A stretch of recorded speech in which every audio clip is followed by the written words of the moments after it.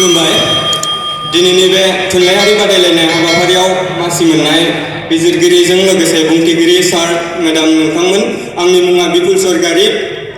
आं बाक्सा जिल्ला दुलाराय बर' फरायसा आफादनि जानानै दिनैनि बे हरखाब बुंनाय बादायलायनाय हाबाफारियाव बाहागो लाफैदों। आंनि बर' रावाव आं बोनानै मोनदों दोहोरोम। दोहोरोम होनोब्ला जों बयबो मिथिखागौ, दोहोरोमा जादों जोंनि बयनिबो सुबुं हारिनि इसोरखौ फुजिनाय मोनसे नेरसोन एबा आसारखान्थि। जोंहा बुहुमाव गासै गोबां रोखोमनि आलादा आलादा रोखोमनि माखासे धोरोमफोर दं। बेफोरनि गेजेराव जोंहा ख्रिस्टियान, बाथौ धोरोम, हिन्दु, मुस्लिम बायदि बायदि रोखोमनि जों गोबां धोरोम मोननो हायो। बेबायदिनो धोरोमखौ लानानै जोंहा धोरोमनि नेमखान्थिखौ फोसावनो थाखाय जोंहा माखासे रोखोमनि धोरोम बिजाबफोरबो मोननाय जायो। बेनि गेजेराव जोंहा धोरोमखौ गुबुन गुबुन महरै फालिनाय जायो।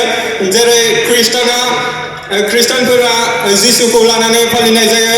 जोंहा बाथौ धोरोमा बर'फोरा माखासेफोरा बाथौ धोरोमबो फालिनाय जायो। बेबायदिनो बर'फोरा बाथौ धोरोमनि गेजेरजों सिजौ बिफांखौ इसोरखौ सिबिनाय नेरसोन महरै सिजौ बिफांखौ जोंहा इसोर महरै फुजिबोदों। बेनि अनगायैबो हिन्दु बायदि मुस्लिमफोरा जोंहा माखासे मुसुखा बायदि लानानै इसोरखौ फुजिबोदों। धोरोम होनोब्ला जों बुंनो नांगोनदि बेयो